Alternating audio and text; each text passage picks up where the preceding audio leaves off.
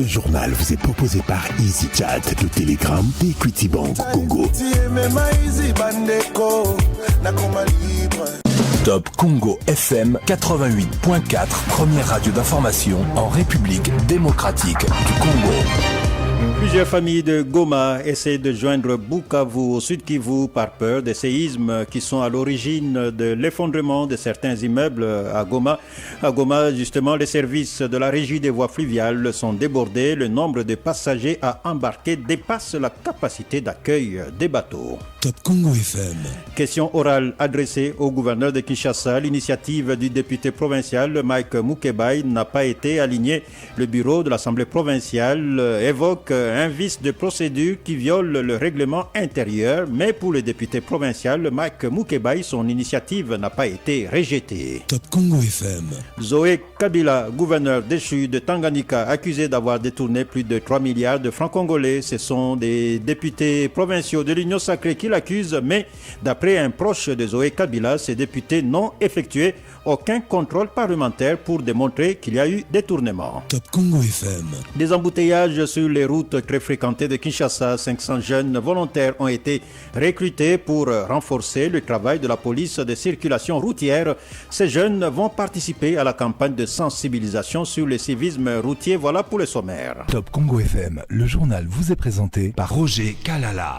Bienvenue à bonnes conditions d'écoute. La psychose et la crainte des séismes à Goma, au nord Kivu, plusieurs familles essaient de joindre Bukavu au sud Kivu. Les services de la régie des voies fluviales sont débordés au port, selon le directeur de la régie des voies fluviales au nord et sud Kivu.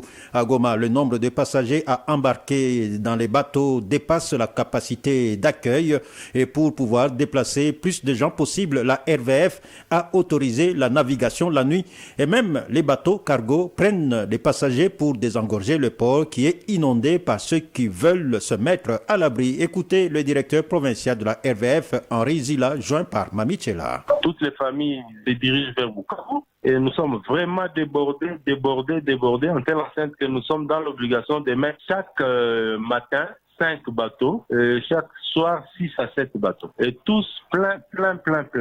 Nous sommes débordés. Si au moins il y avait une organisation telle que l'État avait pris en charge tous ces déplacements-là, on allait avoir le moyen suffisant pour aligner les familles dans des conditions plus agréables. Là, nous sommes là que pour encadrer les armateurs, mais encadrer maintenant les familles pour les diriger dans les bateaux, c'est compliqué. Tous les bateaux ne sont pas confortables de la même façon. Il y a des bateaux d'habitude sont des bateaux de fret, des bateaux cargo, mais là nous sommes obligés de tester qu'ils prennent aussi les passagers pour y aller au Bukavu. Il est difficile pour nous de canaliser les embarcations convenablement. Hier, un seul bateau, Emmanuel 3, a pu prendre plus de 1000 personnes. Un bateau comme Emmanuel 4, c'est un grand bateau. Mais quand ça vous fait un plein, ça signifie qu'il y a plus de 1000 personnes dedans. Et maintenant, prenez les autres. Nous demandons aux autorités de nous organiser ces plans d'évacuation-là. Si au moins on peut s'asseoir ensemble pour trouver les moyens pour canaliser bonnement cette évacuation, ça sera une bonne chose. Les gens sont en détresse.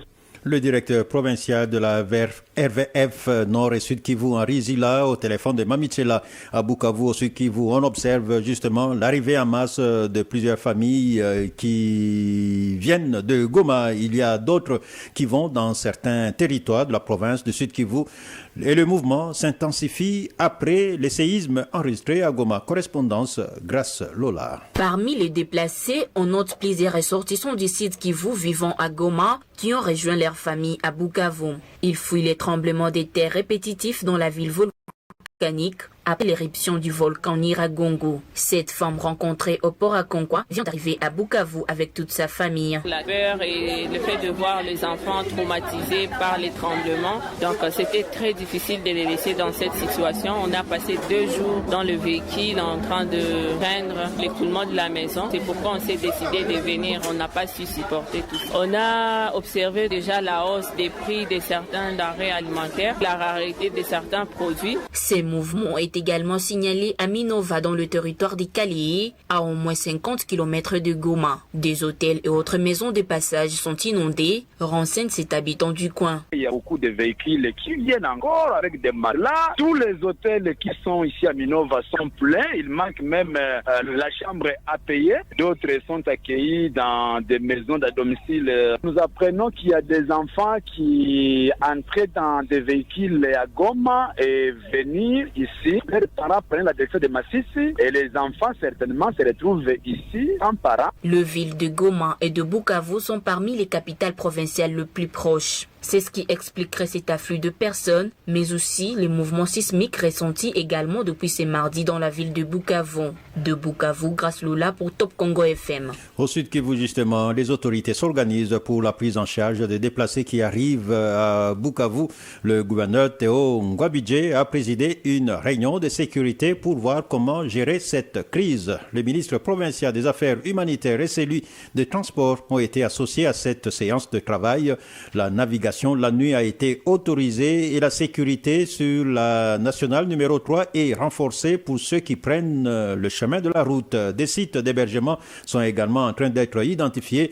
Théo Ngwabidje, gouverneur de province, dit compatir au malheur qui frappe la province du Nord Kivu. Le gouverneur Théo Ngwabidje, joint par Mamichela. Nous avons donc pris d'abord la décision d'autoriser le mouvement des bateaux le jour et la nuit pour faciliter effectivement ces rotations afin que les populations se déplacent facilement sur les lacs. Mais il n'y a pas aussi que sur les lacs, il y a aussi une route, la nationale numéro 3 qui relie Goma et Bukavu. Là aussi on a pris les dispositions. Pour le moment, donc les gens entrent par la cité de Minova. Et dans ces deux entités, nous avons pris les dispositions pour veiller d'abord à la sécurité des personnes qui se déplacent. Nous avons créé aussi une commission qui va identifier les sites où nous pouvons effectivement accueillir les déplacés et donner des conditions minimum. C'est un travail qui va se faire aussi avec le gouvernement central, d'où ma décision de dépêcher mon ministre des Affaires humanitaires pour aller discuter avec la délégation du gouvernement central et dans les plans de contingence et de la riposte face à cette crise humanitaire, que les sites qui vous soient associés et qu'on nous donne le moyen pour que les besoins sociaux de base soient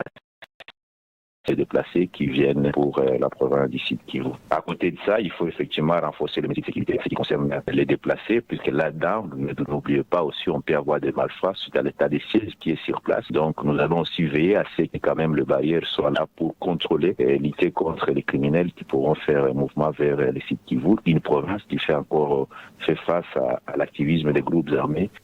Le gouverneur du Sud Kivu, Théo Ngwabidje, au téléphone de Mamichela. Et au Nord Kivu, les activités socio-économiques reprennent timidement dans les quartiers situés au nord de Goma et dans certains villages de Nirangongo qui n'ont pas été touchés par les laves.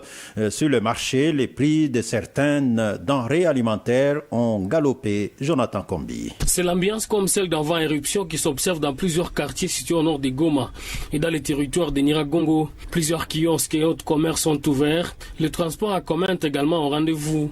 Par ailleurs, au centre-ville, les activités socio-économiques tournent au ralenti. Seulement 10% des maisons de commerce ouvrent leurs portes, avons-nous constaté. Sur les marchés, les prix de certaines denrées alimentaires ont pris de l'ascenseur. Un sac de farine de maïs de 25 kg qui coûtait $12 américains s'est négocié entre 14 et 15 $. Un bidon d'huile végétale de 20 litres est passé de 28 à 32 $. Un sac de savon au mont de 5 kg qui coûtait $8 se vend à 9 $. Un bidon d'eau de 20 litres qui se vendait à 100 francs congolais s'est négocié entre 300 et 500 francs congolais. Cette hausse du prix des produits sur les marchés serait liée au blocage du trafic sur la route Goma-Rutshuru qui a été coupée par la lave au niveau de Kibati dans le territoire de Nirangongo. Pour l'instant, les ingénieurs ouvriers de la société congolaise de construction Sokok, les cendres volcaniques qui ont envahi les ciels de Goma et du territoire de Nirangongo dès mardi matin ont diminué. Les tremblements de terre ont également diminué de fréquence. Des centaines de sinistrés se sont regroupés ce matin à l'école primaire Kayembe dans le territoire de Nirangongo pour recevoir de l'assistance en vivre et en non-vivre promise par le député national Patrick Mounyomo. Pour rappel, l'éruption de samedi 22 mai 2021 a fait au moins 32 morts. Goma, Jonathan Kombi pour Top Congo FM. Au Nord Kivu, le gouverneur, le général Constant Dima a arrêté une série de mesures à observer pendant cette période de crise. C'était à l'issue d'une réunion tenue mardi à l'Observatoire volcanologique de Goma par le Comité provincial de sécurité, les experts de l'OVG et les membres du gouvernement central. Ces mesures sont par exemple l'interdiction de boire l'eau de la pluie, l'interdiction de marcher sur les laves qui sont encore chaudes à l'intérieur des autres, extrait du communiqué lu par Major Njike Kaiko Guillaume, porte-parole du comité de crise. Compte tenu de la chute dans la ville de Goma et les villages environnants, des cendres qui proviennent de l'effondrement de la croûte superficielle solidifiée par le cratère, l'OVG a procédé à l'échantillonnage des eaux les plus souvent utilisées comme eau de boisson par la population. Eu égard à ces constats des scientifiques de l'Observatoire volcanologique de Goma, le gouverneur militaire des provinces, le lieutenant-général Ndima Kongba Constant, recommande ce qui suit. De ne pas marcher sur la nouvelle coulée de lave car elle est encore chaude à l'intérieur. De laver suffisamment les légumes et couvrir proprement les aliments et la vaisselle. De ne pas utiliser les eaux de pluie pendant cette période de crise. De ne pas paniquer pendant la survenue des tremblements de terre. D'occuper les rez-de-chaussée des maisons, d'étages et de se cacher sous les tables résistantes en cas de fortes secousses et de ne pas courir à l'intérieur, de respecter scrupuleusement le plan de contingence et le plan communautaire d'évacuation en vigueur. Il faut noter que 259 tremblements de terre ressentis ont été enregistrés et localisés par les scientifiques de l'Observatoire volcanologique de Goma jusqu'à mardi. À propos, en rapport avec l'éruption du volcan Nyiragongo, quel impact sur le plan environnemental, que craindre avec le gaz méthane du lac Kivu?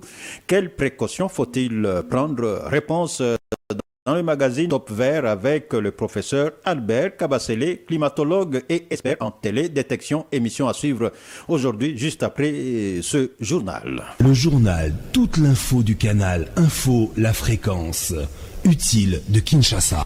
Dans la province de Tanganyika, le gouverneur déchu Zoé Kabila est accusé par les députés provinciaux de l'Union sacrée d'avoir détourné 3,8 milliards de francs congolais. Selon ces députés qui l'accusent, cet argent était destiné à la paye des arriérés, des salaires et des indemnités de sortie des cabinets politiques du gouvernement passé. Mais d'après le ministre près le gouverneur Jean-Pierre Kitwanga, le gouvernement Zoé Kabila n'a aucune fois reçu l'argent envoyé par le gouvernement central. Il relève que les députés provinciaux qui ont mentionné le détournement dans leur motion de censure n'ont effectué aucun contrôle parlementaire avant d'affirmer qu'il y a eu détournement.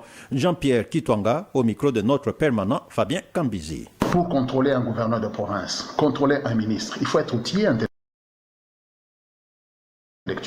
Des déclarations dans une motion de censure. Vous dites que le gouverneur a détourné 3,8 milliards de francs congolais au mois de mai 2019 sans avoir au préalable consulté l'institution que vous incriminez. Ils n'ont jamais effectué un seul contrôle auprès de notre ministre des Finances pour constater cela. Ils n'ont même pas visité la Banque centrale ici pour demander l'information, mais ils ont quand même couché ça dans une motion de censure, vous imaginez? Et puis de deux, ce que je vois encore là, le gouverneur Zoé Kabila, il y a eu mégestion. Quelle mégestion peut-on avoir? On ne peut pas dire qu'un gouverneur dont les comptes sont aussi positifs que les nôtres, lorsque le gouvernement du gouverneur Zoé Kabila entre en fonction, il y avait eu quelques dizaines de comptes dans les 3 banques commerciales de la place. Et tous les comptes, je dis bien tous, accusaient un solde négatif, avec à la clé une dette de 4 millions de dollars auprès de Afriland Bank. Et à la clé, 4 milliards de francs congolais de dette intérieure. Mais à la date d'aujourd'hui, celui qui gère mal le gouvernement de Zoé Kabila a déjà payé plus d'1 million de dollars pour apurer cette dette-là de 4 millions que le gouvernement a retrouvée ici. Vous avez dit que celui-là gère mal, mais il faut rire. Des propos recueillis par notre permanent Fabien Kambizi. Le PPRD exprime sa solidarité avec la population de Goma après l'éruption volcanique. Dans un communiqué, Emmanuel Ramazani Chadari rappelle aux institutions publiques l'obligation d'une gestion anticipative des catastrophes, réagissant à la proposition du leader de l'UNC, Vital Kamerhe, demandant au président de la République à réunir d'autres leaders politiques, dont Joseph Kabila, en vue notamment de mettre en place un fonds de solidarité. Ferdinand Kambere, secrétaire permanent adjoint du PPRD, estime que seul le gouvernement, à travers le ministère des Affaires sociales, devrait organiser cela. Il craint que la rencontre des leaders politiques se transforme en une instance politique. On l'écoute au téléphone de Trésor Kiyombo.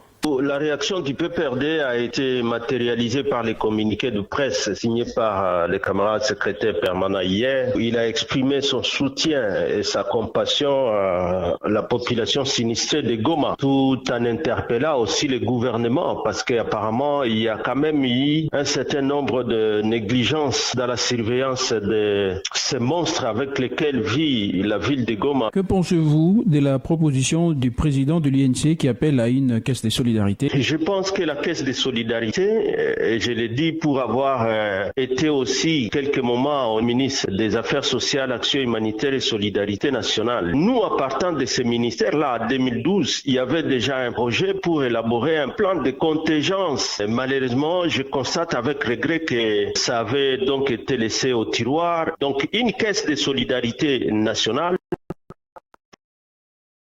gouvernement qui en réalité a tout un ministère qui doit organiser ça. Donc pour vous, tout devrait se faire au niveau du gouvernement et n'est pas envisager une rencontre des leaders politiques comme le souhaite Vital Kamerhe. C'est autour du président de la République dans le but de consolider l'action à mener sur le terrain. Pour moi, c'est une bonne chose. Mais que ça ne soit pas une instance politique où ces catastrophes soient politisées.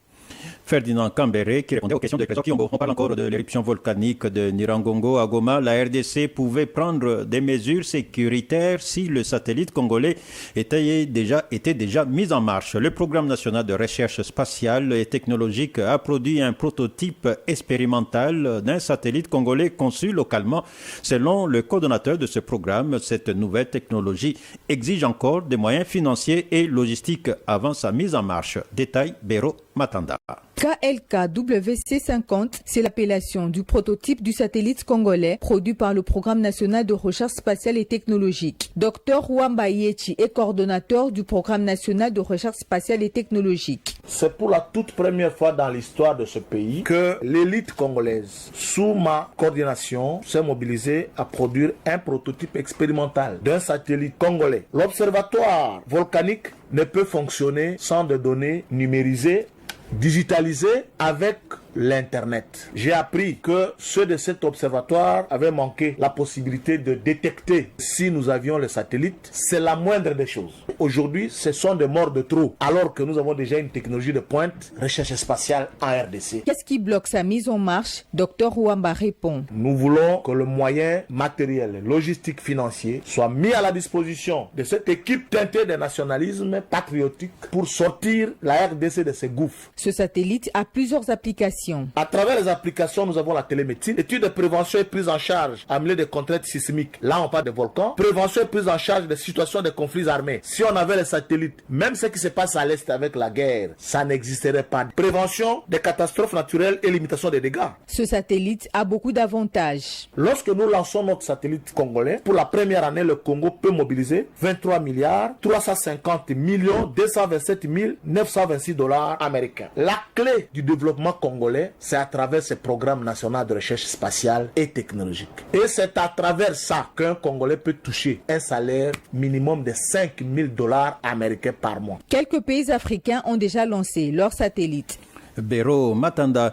Et parlons du transport aérien. Congo Airways a modifié son programme pour ses vols vers Bukavu au sud Kivu. L'aéroport, vous le savez, est fermé. Décision prise par les autorités après l'éruption du volcan Nyiragongo et toutes les communications antérieures de Congo Airways faisant état de la réorientation des opérations de Congo Airways à partir de cet aéroport n'est plus d'actualité compte tenu du caractère évolutif de la situation, Congo Airways ne manquera pas de tenir informée sa clientèle.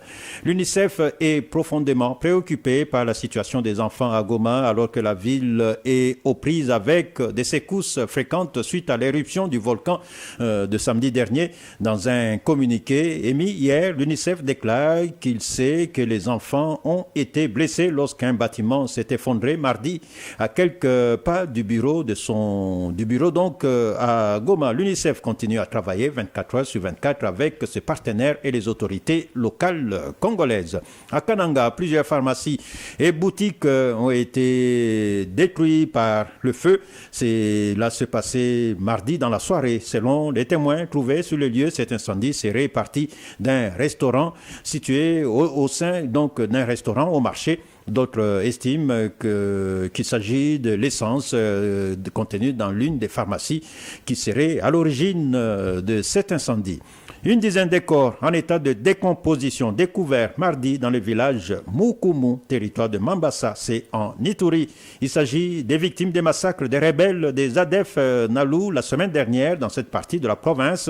L'administrateur adjoint de ce territoire qui confirme la nouvelle avance un bilan de 24 morts avec cette nouvelle découverte. Franklin Yakani, qui soupçonne la complicité des jeunes de la région, les appelle à éviter, à collaborer avec les ennemis de la paix. Franklin Yakani au téléphone de Franck Assanté. Il y a eu la patrouille de nos militaires après l'échange de tir avec les présumés ADF Lou qui ont fait incursion il y a une semaine à Makomo. Vient de découvrir encore des corps à décomposition au nombre de 12. Dites-nous, ces corps sont déjà inhumés ou comment? Les chefs de groupement, les chefs de village et les associations caritatives, plus la Croix-Rouge, descendent sur le terrain pour voir comment est-ce qu'ils peuvent empêcher ces corps-là. Avec cette découverte, le bilan fait état de combien? À 24. Est-ce que la recherche se poursuit pour retrouver d'autres corps? Oui, effectivement, parce qu'à un moment donné, ils avaient pris des otages pour déplorer ça. Apparemment, c'est parmi les otages qui étaient abattus sommairement par ces assaillants. Vous avez quelles recommandations là-dessus? Nous demandons à ces jeunes gens de se retirer et qui ne puissent pas continuer à coopérer avec les assaillants. Parce que selon les informations à notre possession, il y aurait quelques jeunes gens complices dans cette histoire-là. L'administrateur adjoint du territoire de Mambasa en Ituri au téléphone de Franck Assanté.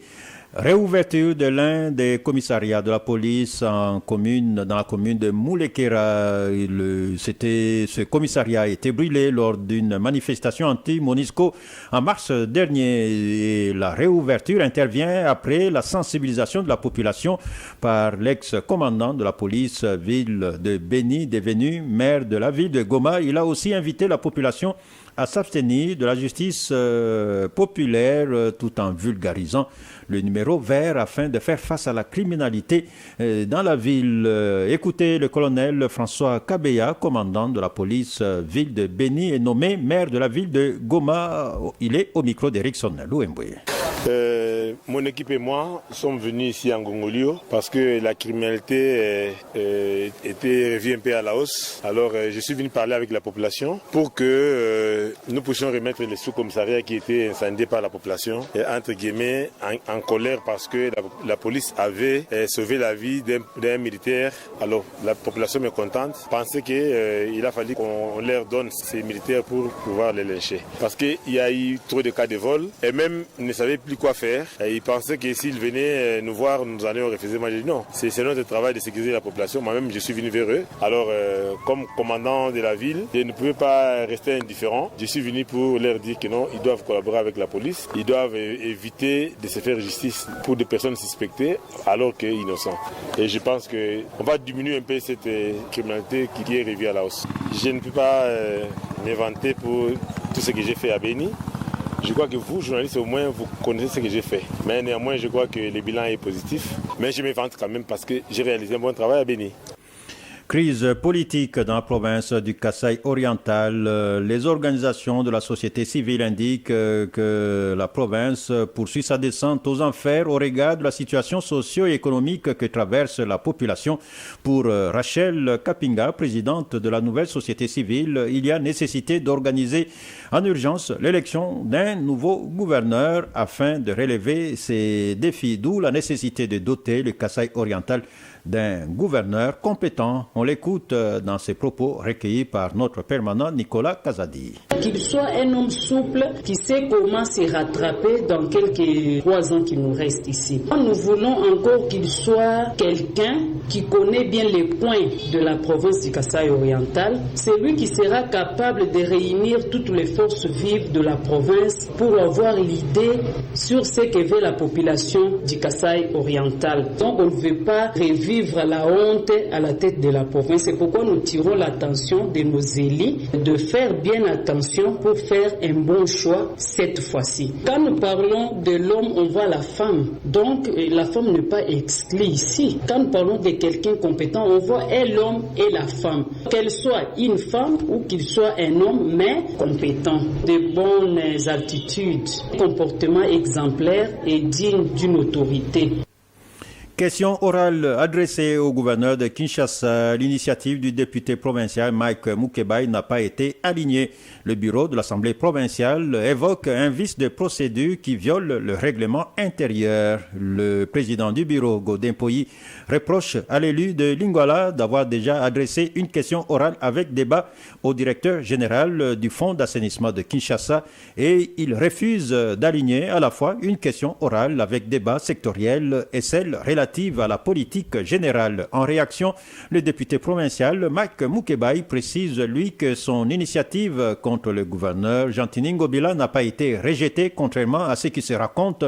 Par contre, il estime que le président de l'Assemblée provinciale de Kinshasa l'a encouragé à réintroduire sa question orale avec débat contre le gouverneur de Kinshasa après celle adressée au DG du FONAC. On écoute Mike Mukebai au téléphone de Barik Bouema. Mercredi 19 mai, le bureau de l'Assemblée provinciale m'avait répondu favorablement. J'ai les documents. C'est une lettre du bureau de l'Assemblée provinciale signée par le président Godin Poyi où il est clairement dit que la question a été retenue, mais seulement nous devons d'abord traiter une autre question orale avec débat, celle adressée au directeur général de FONAC, le fonds d'assainissement de Kinshasa. Et une fois cette question examinée, nous allons passer à la question orale avec débat adressée au gouverneur. Dans la correspondance du président de l'Assemblée provinciale de Kinshasa, il me demande en ce moment-là de réintroduire le moment venu la question orale adressée au gouverneur. Mais les mêmes bureaux de l'Assemblée provinciale évoquent un vice de procédure qui viole les règlements intérieurs de l'Assemblée provinciale. Pourquoi avoir adressé en même temps une question orale avec débat au directeur général du fonds d'assainissement de Kinshasa et une question orale avec débat au gouverneur de la ville de Kinshasa? Les documents que vous citez là, qui parlent de vices de forme, je ne les connais pas. Ils n'existent pas. Et que s'il y avait une nouvelle position du bureau, la lettre devait être adressée à moi et non diffusée dans les réseaux sociaux. La deuxième initiative parlementaire dont vous parlez, c'est justement la question orale avec débat adressée au gouverneur de la ville de Kinshasa. Mais les bureaux de l'Assemblée provinciale disent ne pas être en mesure de la garder au-delà de 7 jours. Vous au-delà de 7 jours, mais continuez, allez plus bas. Vous avez la même lettre que moi, allez plus bas. Le bureau dit que nous ne pouvons pas la garder au-delà de 7 jours, mais vous allez la réintroduire. Le député provincial Mike Mukebai au téléphone de Barik Bouema. L'Union européenne en RDC s'intéresse aux aspects judiciaires et pénitentiaires. C'est son ambassadeur en RDC qui l'a dit hier. C'était au terme d'une audience auprès de la ministre de la Justice, Rose Mutombo, qui c'est Jean-Marc Châtaignier a déclaré que l'Union européenne attend la mise en place ou la réforme de certains textes que la RDC envisage de mettre en place dans les secteurs de la justice. Jean-Marc Châtaignier. Nous sommes engagés maintenant depuis plus de 10 ans en appui à la réforme de la justice. Nous avons un nouveau programme qui a été signé l'an dernier et que nous devons commencer à mettre en œuvre. Donc j'ai discuté avec la ministre des différents volets de notre coopération avec le ministère de la Justice.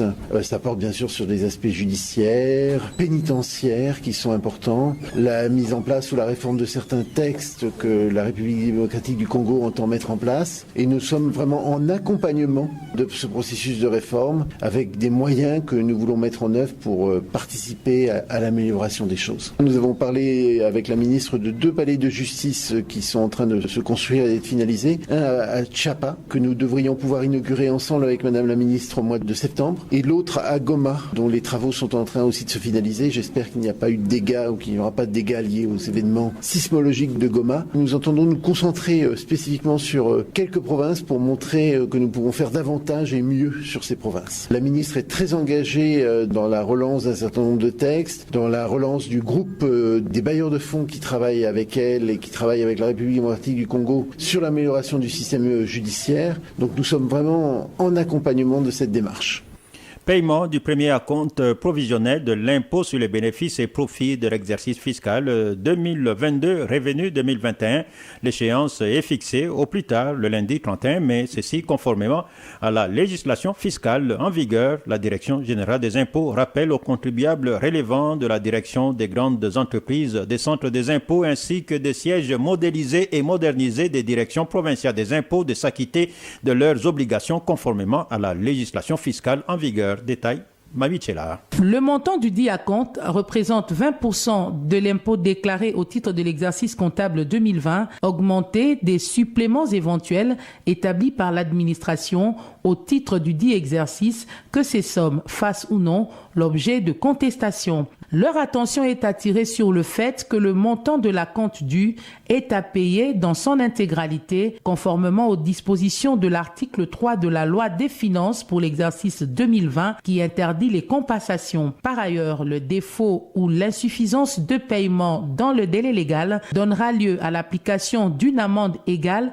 à 50% de l'acompte non versé. Conformément au communiqué du 29 décembre 2020 du ministre des Finances portant utilisation obligatoire du logiciel Isis Régie et au décret numéro 07/2002 du 2 février 2002 relatif au mode de paiement des dettes envers l'État, tel que modifié et complété par le décret numéro 20/019 du 21 août 2020 et ses mesures d'exécution, les contribuables concernés au paiement de cet acompte sont invités à télécharger leur déclaration fiscale sur les sites web de la Direction générale des impôts, DGI, à l'adresse www.dgi.gouv.cd.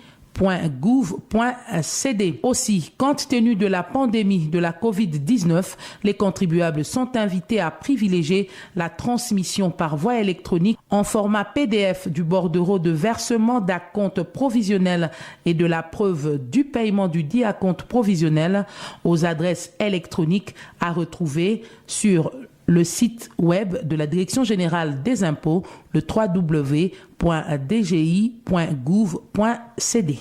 Campagne de recouvrement forcé lancée par la Régie des eaux depuis le mois de mars dernier à Kinshasa. La campagne se poursuit. La Régie des eaux, direction provinciale de Kinshasa, demande à tous ses abonnés en retard de paiement d'honorer leurs factures de consommation d'eau, car ce recouvrement forcé ne consistera pas seulement à la coupure d'eau, mais aussi au déterrement de tous les tuyaux jusqu'à l'appurement de ses créanciers. Le directeur provincial de la Régie des eaux Kinshasa, Jean Bosco Mwaka, indique que la Régie des eaux va utiliser tous les moyens que l'État congolais met à sa disposition pour rentrer dans ses droits. Top Congo FM 88.4, première radio d'information en République démocratique du Congo. C'est la fin de ce journal qui porte les signatures de Barik Bouema, Trésor Kiyombo, Ose Manzanza, Peggy Wabeno, journal réalisé sous la coordination de Mamichela et mis en onde par John Condé. Pour les images en direct sur YouTube, il y avait Didi Binsika, Dani Zayobi et Patrick Mungongo. On est toujours avec vous, vivez en paix, restez à l'écoute de Top Congo FM. 5 éditions, 18 bulletins d'information. Top Congo FM 88.4, première radio d'information en République démocratique du Congo.